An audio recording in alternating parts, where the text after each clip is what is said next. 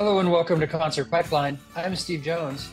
Today in the program, we have no interview, which is a rarity for the program, but lots of concert.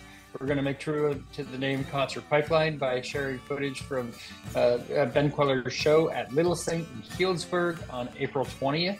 And I'll share a number of stories surrounding that concert and my experience with Ben Kweller and so much more. So we'll get to that in just a minute. Before we do, let me share what's kind of been going on in my world this past weekend. Friday, I decided to take my son out fishing, and we went to a spot that I hunt a lot, actually, when I duck hunt, and I'm told is good for fishing.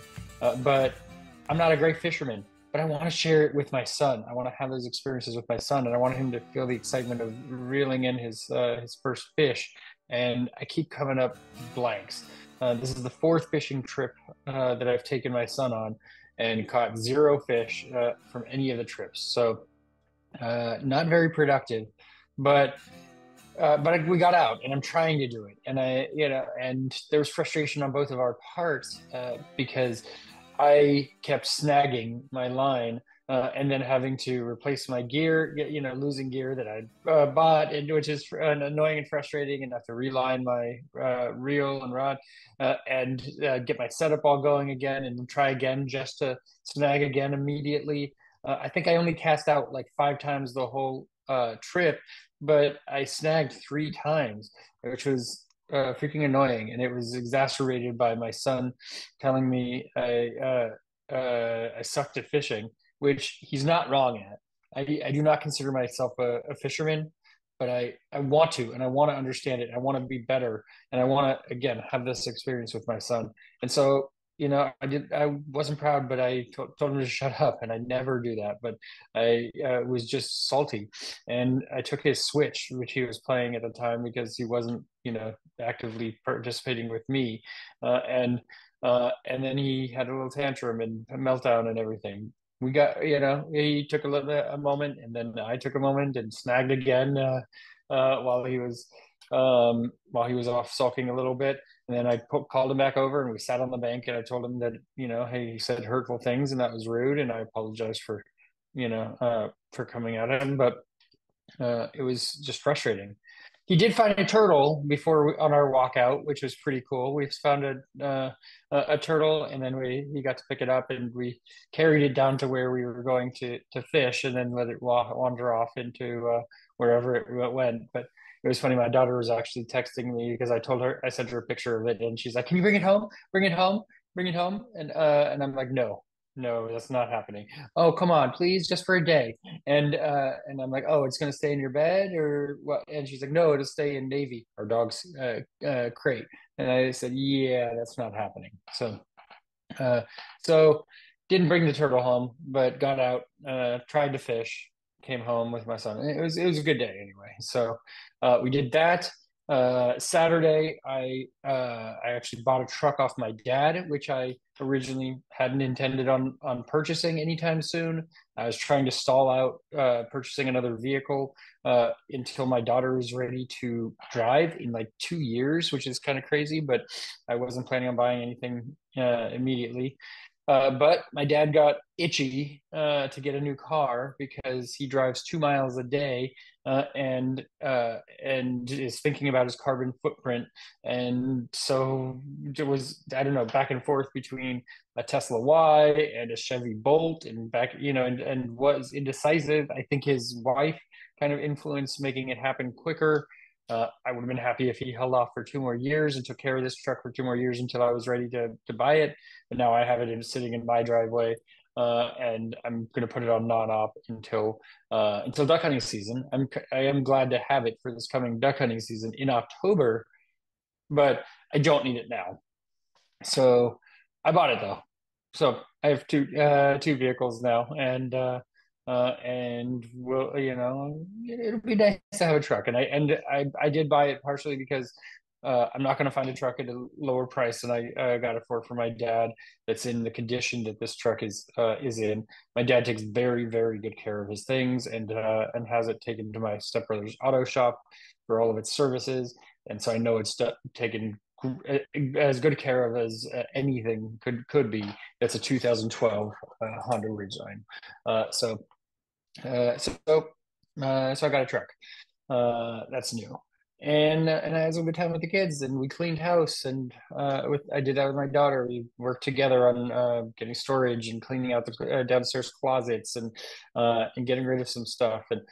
And then with my son, I watched Neverending Story 1 and 2, and then looked up reviews for number three because he said he wanted to see number three, and I was like, no, no, you don't.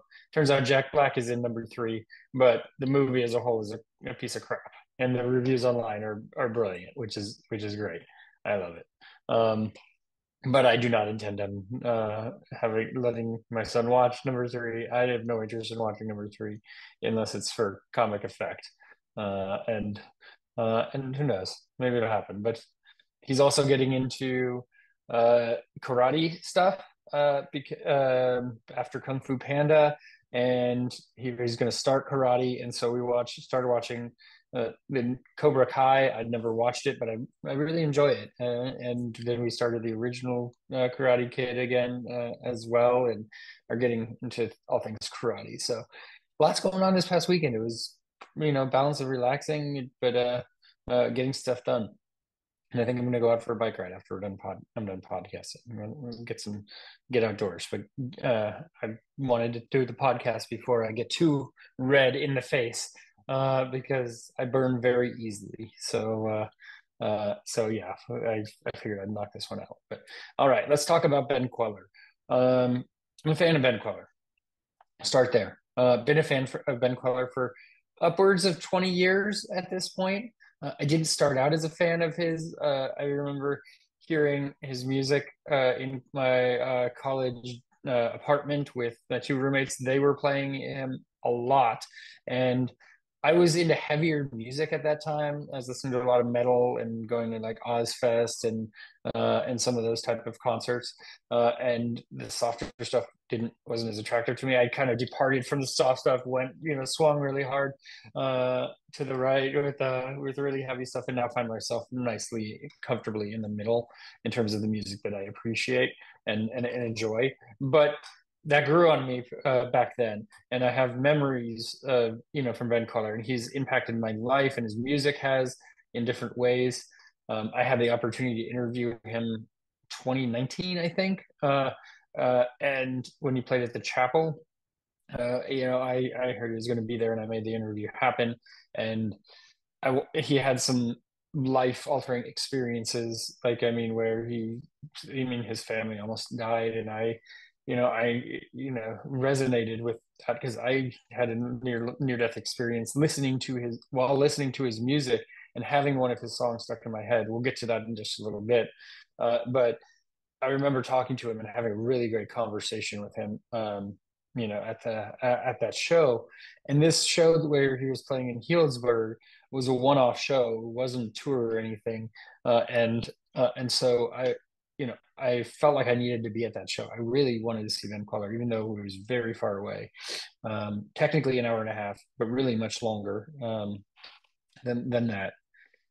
We ended up having my kid's cousin's birthday party along the way at Scandia Family Fun Center, and so that was on the way to the concert, really. And so I made that happen, but it was like a 2-hour drive to that, and then another half an hour to the concert, hour and a half drive home, all of that. It's lots of time in the car that day. But worth it for the show. I was really excited about. And Ben Kweller, it was a whole show of people that I had interviewed in the past couple of years.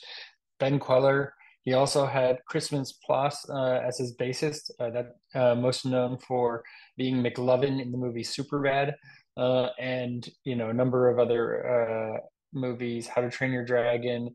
Let's see, a Nicolas Cage action movie that I'm forgetting the name of that had 2 parts.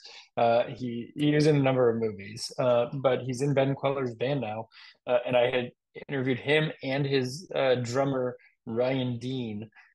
in when they opened for Ben Kweller back in 2019 in their own band, Main Man. And so that was kind of exciting to get to see them again, but in Ben Queller's band. And Robert Ellis, who I had on the program last year. You can go check that episode out on YouTube or one of the streaming services. I interviewed Robert Ellis last year, and Robert Ellis was opening the show and playing in Ben Queller's band. So a lot of reason to go to this show at a place that I hadn't been at before. Again, a venue called Little Saint in Healdsburg, and it was a really nice, cute venue in a quaint town that I don't spend a lot of time in. I remember after the kid's birthday party, I went to the venue, and you know what? I went to the gas station and bought a 20-ounce beer or something, and sat in my car right outside the venue, and listened to Ben Kweller and the band sound checking, and just loving it, and really feeling this wave of nostalgia and joy for these songs that I have this great appreciation for. So, so it was so much fun. It was so much fun, and so I waited, and I was there early. I mean, I didn't have anywhere to go after the birthday party, and I had like an hour to stall until the doors open.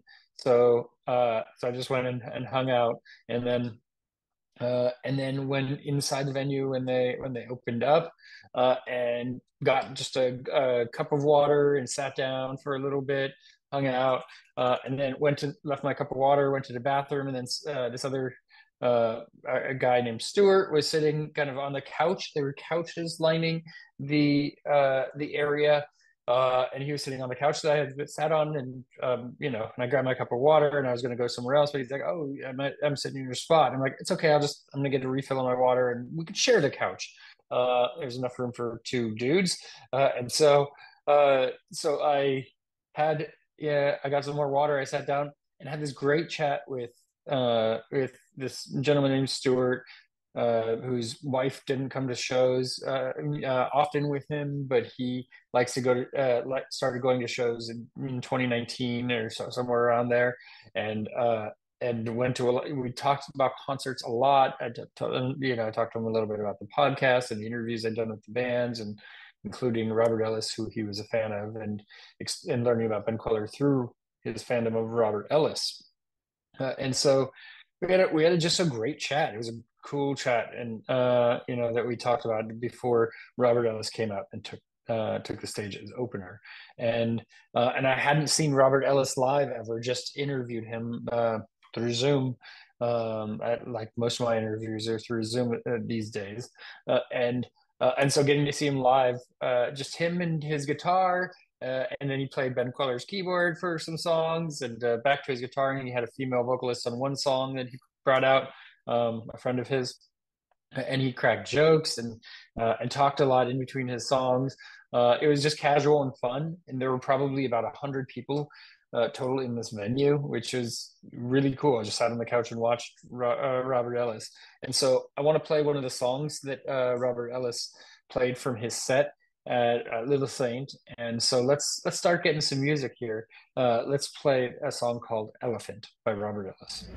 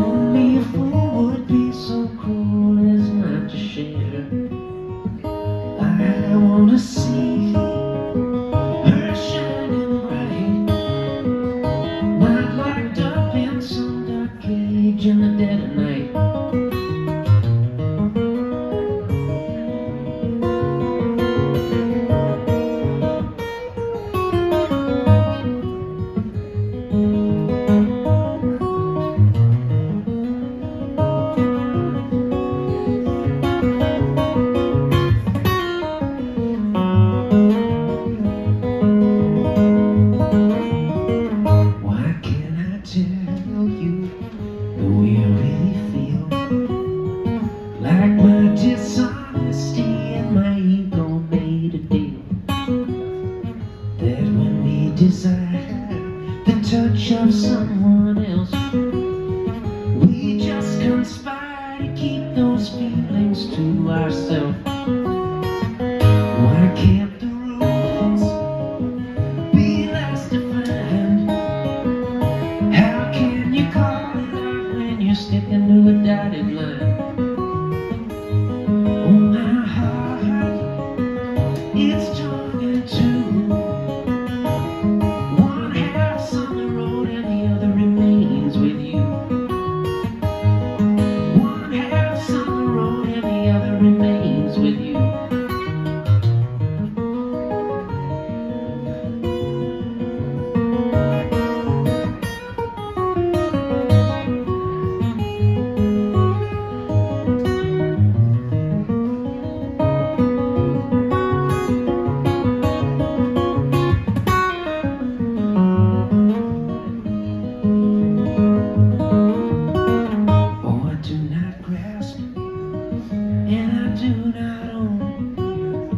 This life is changing in impermanence alone, and we can't adapt. Or maybe we could divorce. We could jump ship, or we could easily change course. Why can't the rules be less defined? How can you call it art when you're sticking to a dotted line?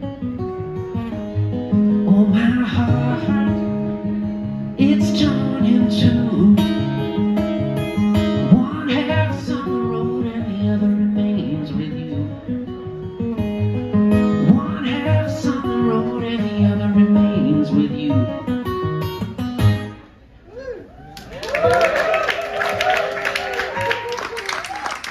Elephant by Robert Ellis here on Concert Pipeline. And so we're going to continue on. I'm going to talk some more about Ben Kweller, and I'm going to talk about, and we're going to play some of the songs from his set, and I'll share some stories from these songs as well. The first song that I want to play is a song called "Penny on the Train Track," and this is one of his classic songs that I just enjoy, and I don't have a lot of reason, any special connection to it necessarily or anything like that. But was really, it's just really a really fun, nice song, and one that takes me back to those days in college that I remember hearing, played in my college apartment repeatedly, and it's a great song. And so, I'm not going to waste a lot of time on this one. Let's play the song. Let's play "Penny on a Train Track."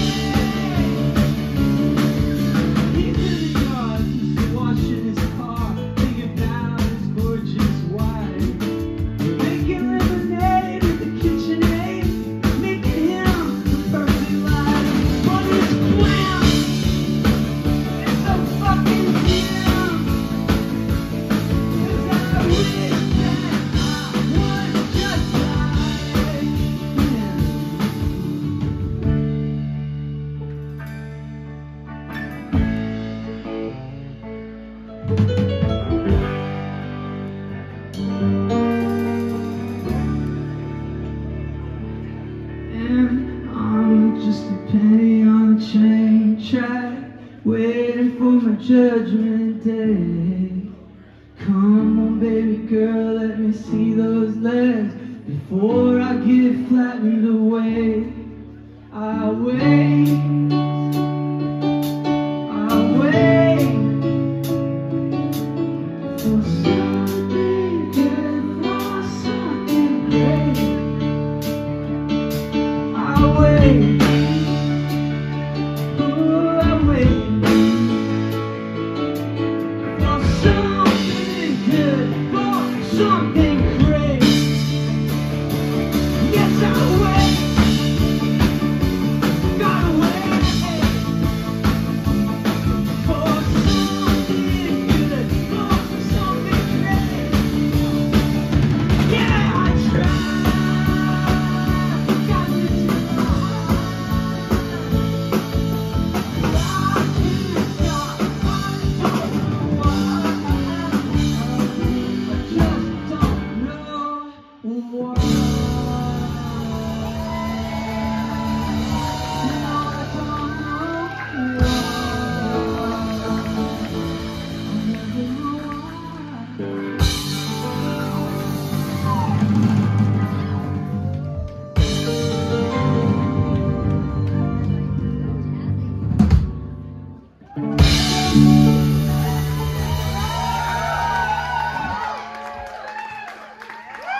Was Penny on a Train Track by Ben Kweller.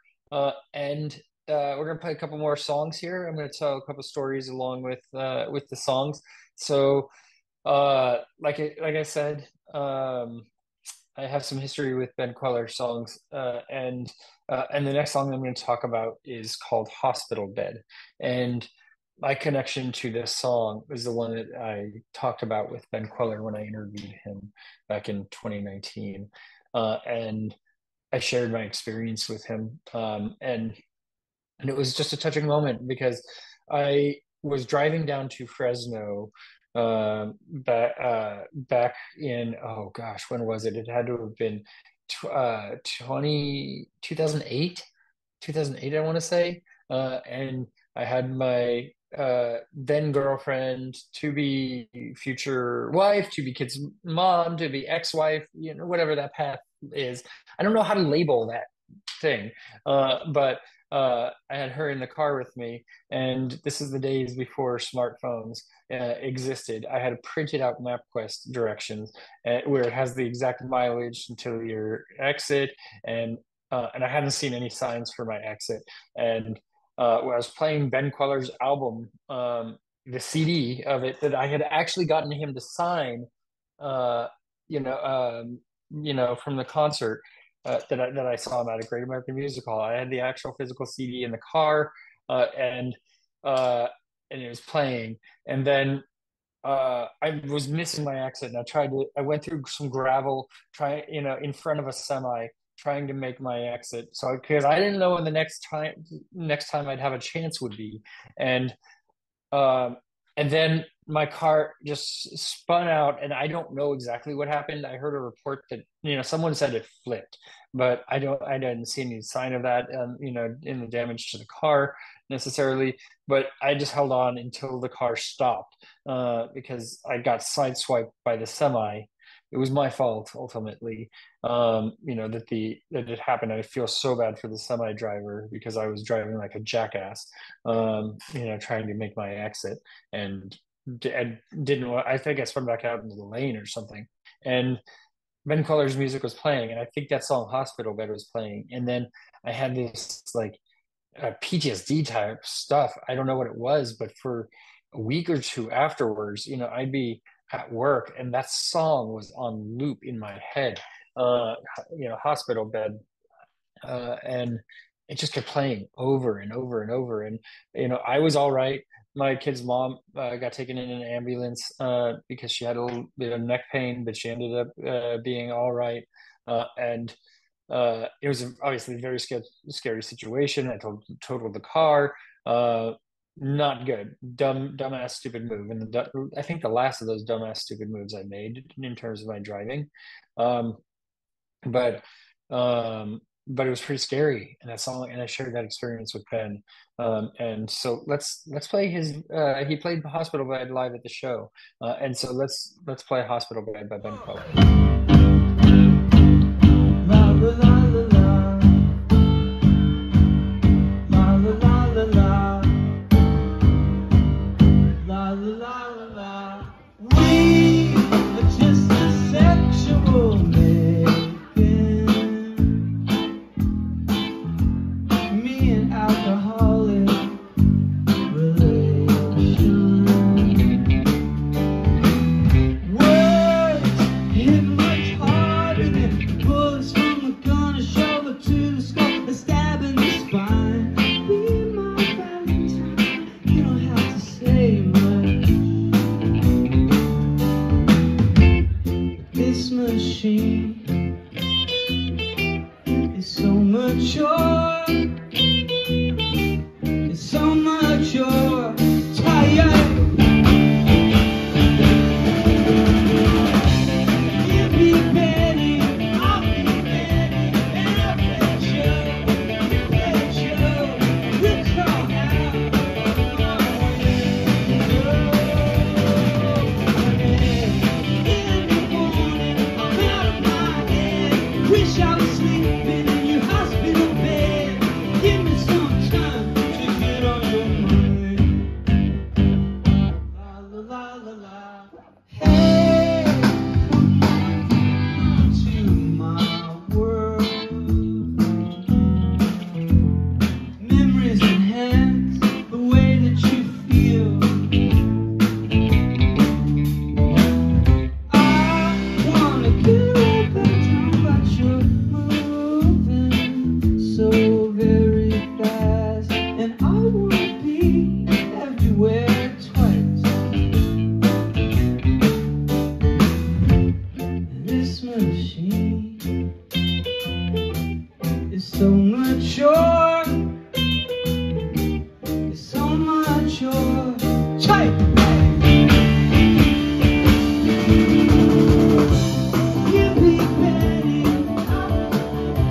and I'll play Joe, and we'll crawl out of my window.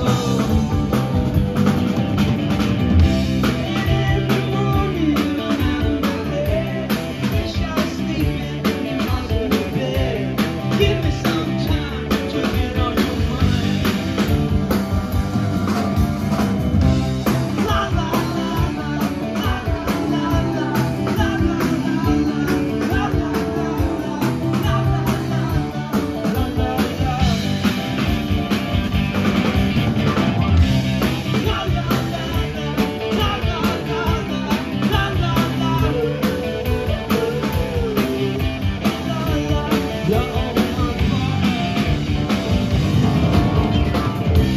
and in the morning, I'm out of my head. Wish I was sleeping in your hospital bed. Give me some time to get on your mind. Give me some time to get on your mind. Give me some time to get on your mind. That was Hospital Bed by Ben Kweller. And we got a couple more songs we're going to get through here on the program. Again, most of them have, connection to me at some point in some manner, right? And this next one is one that I just really like it. And I made videos to it of my kids when they were both small. I made two separate videos using this Ben Kweller song. It's I'll tell you the name of it. It's called Run, and I love it because I just, as a little kid, as these kids who are like 3 years old or something, I have them running around town, and I made different shots of them running and made a whole like music video to them running. One for my daughter called Fern on the Run, and one for my son called Addie on the Run. And like when he was kind of about the same age as Fern was when I made the first video for her, and I did to this song Run, and they're both cute, and this thing that I have encapsulated that's a memory of my kids, because it's hard to remember them when they're young. They grow up and they're just become their own people, and you don't always remember that stuff. But these videos are a memory for me, and using Ben Queller's song "Run." So of course I was excited to see him play "Run" as part of his set list.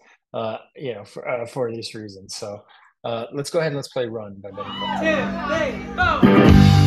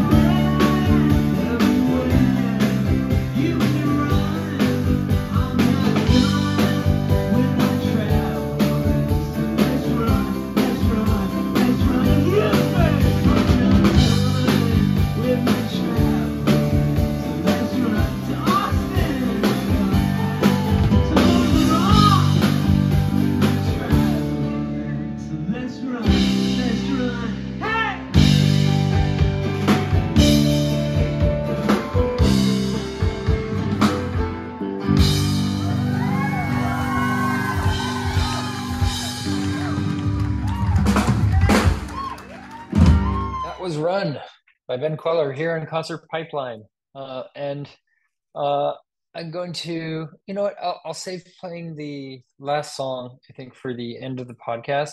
Um, it was a really great experience, and you know what, I'm gonna save that one, so I have a story to kind of go out on here.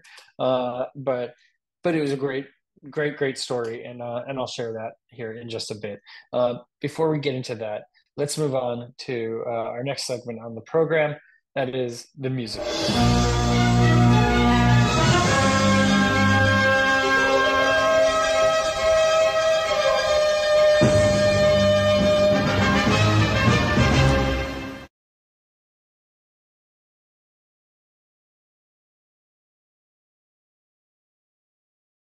All right, I got a couple stories here to wind us out here on the program. Actually, a decent amount of music news going on this week. Some pretty interesting stuff. And first is Eminem has announced his new album, The Death of Slim Shady, Coupe de Grace, or Grace, or Grace, or however you say that. It's Grace with a little hat on the A. Interesting choice. He made the announcement on social media just a couple of days ago with a trailer. And in the trailer, a reporter ponders the death of Eminem's alter ego, Slim Shady, and launches into an investigation. Through his complex and oft-criticized tongue-twisting rhymes, the blonde anti-hero known as Slim Shady has had no shortage of enemies. He says the camera cuts to an interview with 50 Cent, who says he's not a friend, he's a psychopath. The reporter adds the same rude lyrics and controversial antics may have ultimately led to his demise. Join me as we recreate the events that led to the murder of Slim Shady. Eminem appears at the end of the trailer saying, I knew it was just a matter of time for Slim. The album has yet to receive a concrete release date, but has been announced to be releasing this summer. There's not a lot else known about the album besides the several tracks on the record have been produced by, you guessed it, Dr. Dre.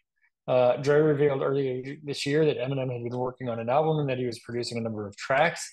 So more to come from Eminem in the Eminem world. You know what? I'll check it out. I'm a passive Eminem fan and dig his stuff from back in the day, and I'd be interested in checking out that album.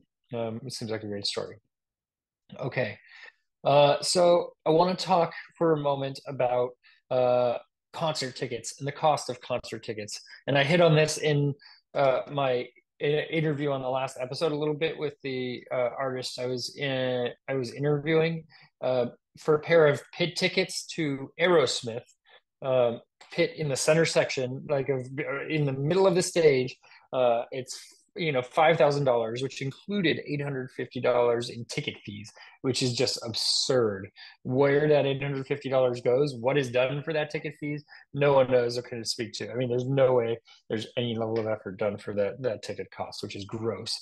But there, I found a couple of stories that were interesting talking about concert ticket costs, and it's something that's personal to me because I like to go to concerts.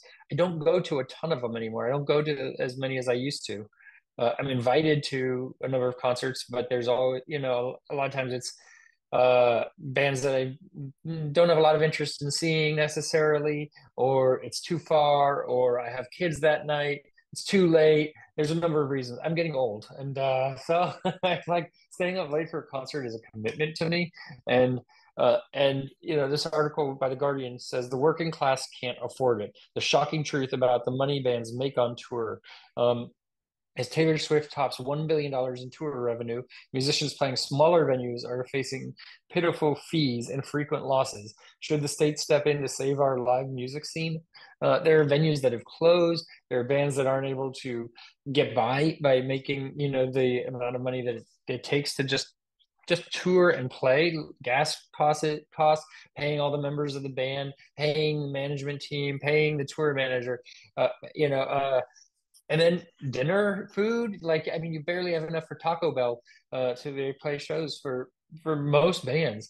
So normal sized venues, there's not a lot of money off of, and I'm okay paying a little bit more for a band at a normal size venue, up to like $2,500. I mean, up to 2,500 capacity venue, a theater sort of situation. But when we get into the shows that are arenas, amphitheaters, stadiums, those bands are typically bands that are on the higher threshold, that already have enough money.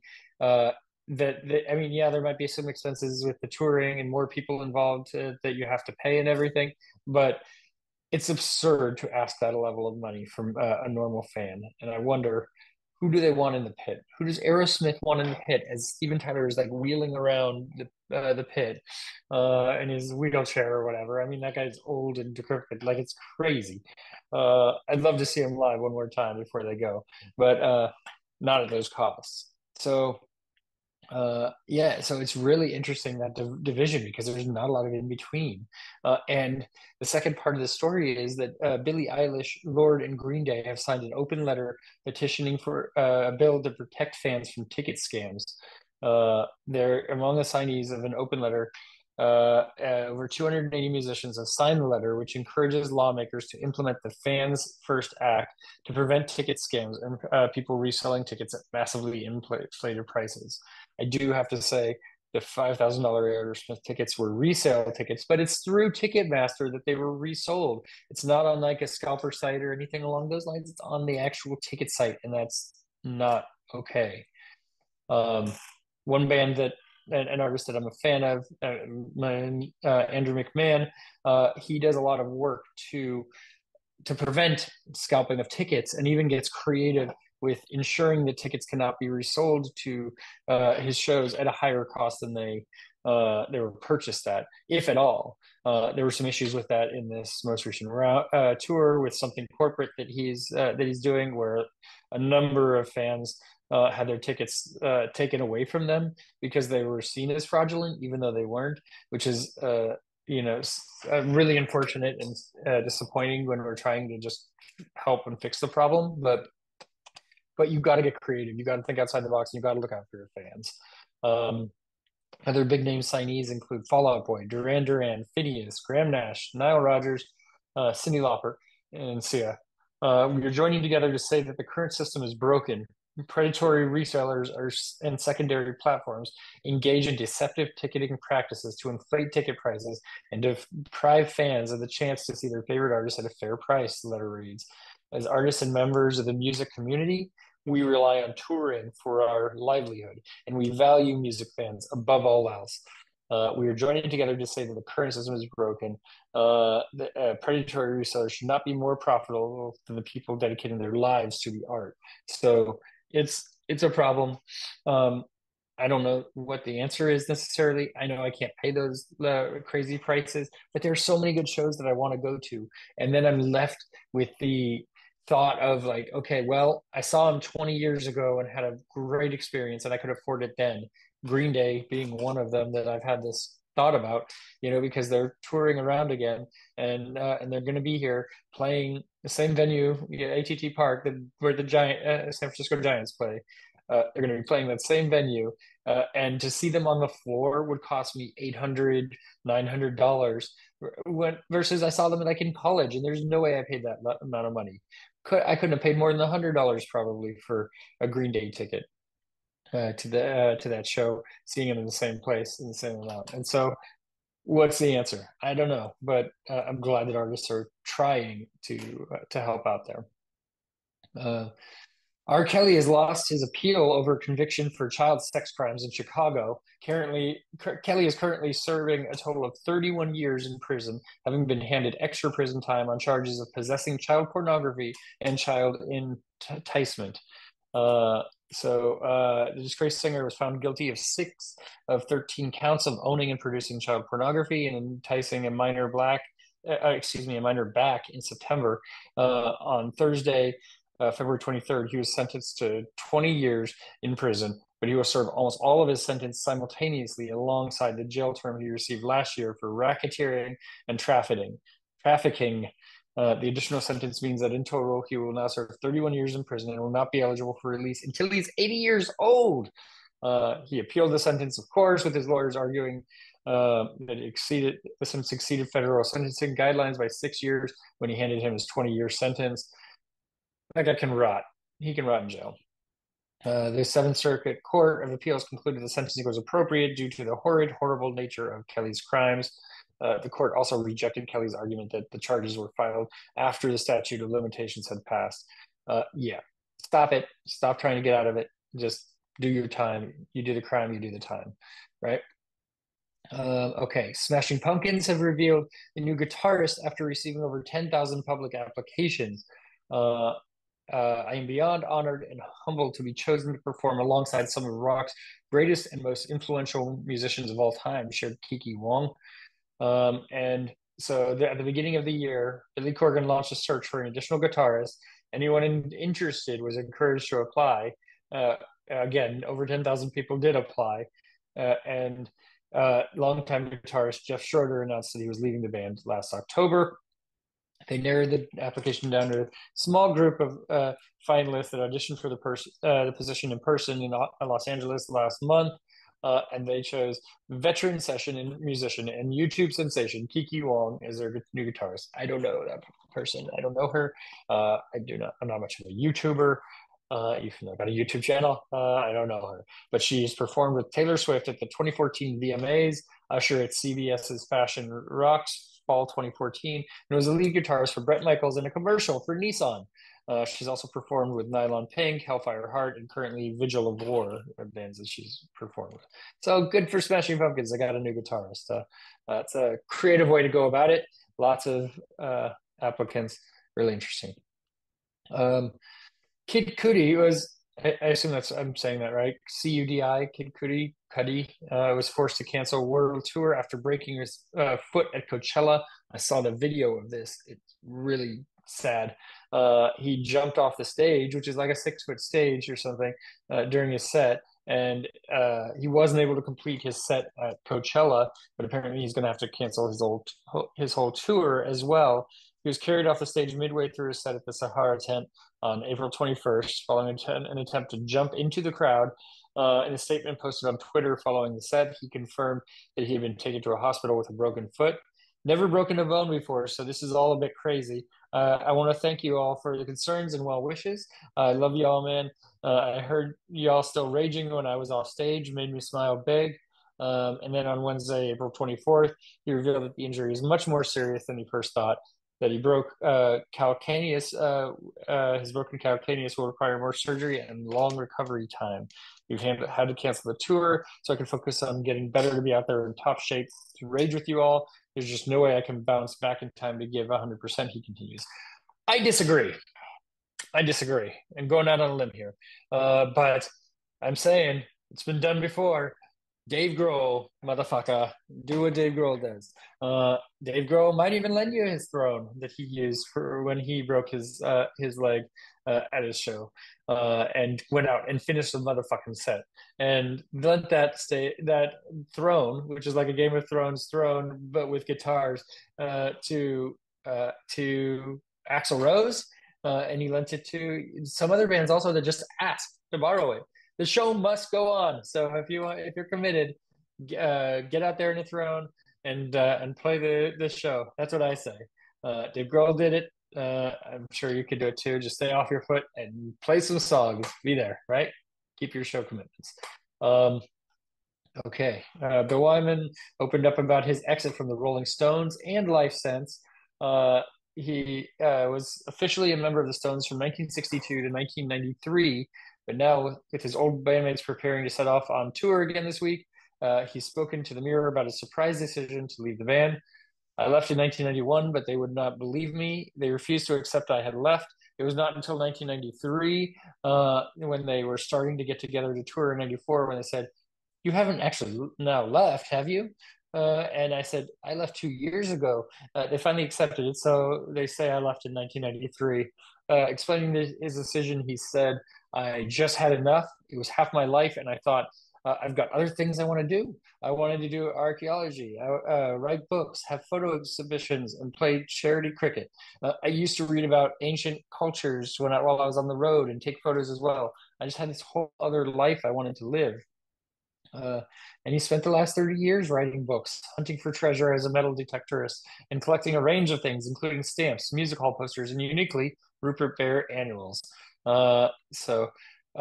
He went off and did his own thing and lived his life the way he wanted to live, which is great. What a sacrifice to step away from one of the biggest bands in the world to do it. But you know what? Brave of him, and congratulations. I got one more story before we start to wind up the program, and that is about Phish. So, as you two had an extensive residency at the Sphere in Las Vegas, Phish just completed a short residency. I think it was a week or less, but Drew Carey, yes, of the Drew Carey Show and of Price is Right. I don't know if he still does his Price is Right, does he? He probably does. But he said he'd stick his dick in a blender for Phish, so they sent him a signed blender. And he saw the band at Las Vegas Sphere on April 21st. And in December, it was announced that Phish would be the next band to take up the residency at the Sphere following the conclusion of U2's run. From April 18th to the 21st. Carey was there for the final of those shows, and the Price is Right host could not contain his excitement afterwards on social media. He said, "I swear I just talked to God. I would give you all my money, stick my dick in a blender, and swear off pussy for the rest of my life in exchange for this. Bro, I met God tonight for real. I feel like I just got saved by Jesus, no lie. And he said, "This is what it must feel like to come with a pussy, because if it's even close, I'm flaying to wherever tomorrow and getting the best pussy money can buy. I don't need to be a man no more if it means I can feel like this all the time." In response to the positive outburst, which is so unexpected of the host of Price is Right, the band took it upon themselves to send him a personalized blender, signing it, "Thank you, Drew. See you next time. Happy blending." Uh, they also included a note that read, "So thrilled that you could be at the Sphere with us. Hope you enjoy this gift, and let's do it again." And Crary has further discussed the show during an appearance on the CBS the panel show After Midnight. He said, "I saw Fish at the Sphere this weekend. I never saw Fish. Didn't know a Fish tune, and they blew my mind off so hard. It was like being edged for 4 days straight. And then right before the face melting climax at the end of the fourth day, an angel comes down from heaven, Gabriel, and he shoots fucking heroin in your arm, and he says, 'Good luck now,' and he leaves, and then you have an orgasm for 15 minutes while your eyeballs fall out of your head." Uh-huh. I love it. It's a fucking brilliant. Drew Carey, you're the best. Stay you, okay? Um, yeah, so that's the exciting part of that story. It'd be cool to see a show there sometime. I also have never seen Fish live, nor am I a Fish fan. But to have an experience like that, I'd be down. Let's do this thing, right? All right. So we're gonna play one more song by Ben Kweller here before we wind down. And this is a special song. It's also a song that Ben Kweller played for me. That's right. In the middle of his set, and by the way, I got a copy of his set list after the show because I was standing right next to the stage. I got that after the show. In the middle of his set, he had a spot that says request. And where he alluded that he might take a request, so we put out the call for requests. And having seen the set list on the stage, I knew that would be coming. I was ready. I called out the song "Magic," and he said, "Of course you're going to choose the hardest song." And then a couple other people sent out a song or two that they recommended. Ben Kweller said, "I think I'm going to try Magic." It's not one that he played in a long time. Not I don't know the last time that he did play it, but he had to kind of reteach himself the song a little bit, and you'll see in the video him kind of relearning it. And then he called out to me for the second lyric, and I didn't remember it offhand, and I didn't want to tell him wrong, so I was like, I don't know, but yet this song is a song that's kind of special to me in a similar way to Run. I'd made a video to this song as well, my daughter's gender reveal video, where we went and found out what sex she was before she was born. Again, this was over 14 years ago at this point now, that happened, and I made the video, and it was just a special song because of that. And my kid's mom had the words "She's Magic" tattooed on her wrist with a fern, also because our daughter's name was Fern, and it's from this song. So it was a special song. Like his mom has since had had the "She's Magic" removed and made a bigger fern for some reason. I don't remember. I don't study those tattoos. I don't know. But it was a great song, and I was so glad that Ben played it for me, and that I was able to record a video of it and bring it to the podcast here today. And then after the set, I was talking to the founders of Little Saint in Healdsburg. Great venue, by the way. Check it out if you're ever in that area. There's good shows that happen there. I was talking to them, and then Ben walks over and he joins our conversation. And so I thanked him for playing Magic. I had given him a fist bump after the song, saying, "You did it, great job," sort of thing. But others were impressed that I called out that song too, and realized how special the moment was, not just for me. And so I talked to Ben Kweller about it afterwards and reminded him that I'd interviewed him a couple years before, and thanked him for coming out for this one-off show, which was the second anniversary of Little Saint in Healdsburg, and being here. It was great. And then afterwards, I talked to Chris Mintz Plasse for a moment, and Ryan Dean, who about joining Ben Kweller's band. And Chris Mintz Plasse is going to have solo music that he's doing under a different band name also. and it was great to catch up with him for a few minutes. And I got them to sign my set list. I got them all to sign my set list, which was a great evening. And just a really great show. So wanted to encompass that in this podcast. And thank you for tuning in and listening to me ramble for what might be an excessive amount of time. Next week on the program, we might have a show. I'm in talks to possibly interview a band called the Vindies. So might have them. Otherwise, we might have an off week, possibly. So we'll see. But the train keeps rolling, and we're just depending on the train track, right? So for all of us here at Concert Pipeline, I'm Steve Jones. We're closing this out here with Magic by Ben Kweller. We'll catch you next time. I would just stand. I know it's an F. So it's like,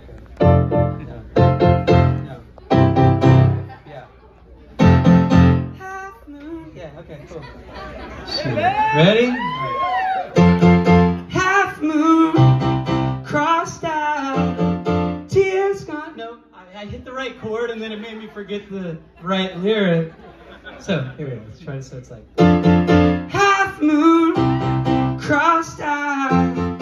What is the word? You know it, right? I don't remember that line. I should know What it. is it? We all heard. Half moon, cross-eyed. Fear is, disguise. She carries sadness in her lungs. I can heal her, I can run. She'll never be in second place. She'll never be in second place. I see it in her, I hear it in her, I feel it in her, I know it's in her. She's magic. Hey.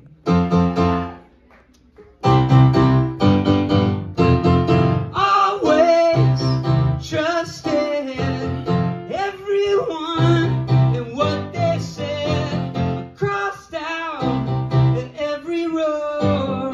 Never sick, but growing old. She'll never be in second place. She's magic. Never be in second place. I see it in her, I hear it in her, I feel it in her, I know it's in her. She's magic. Magic.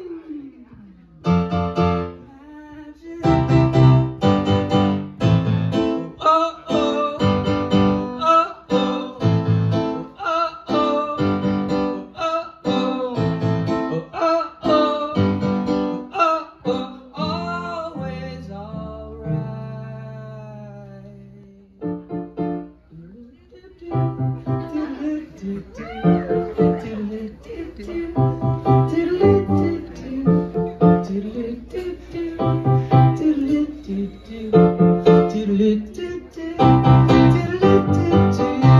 She'll never be in second place.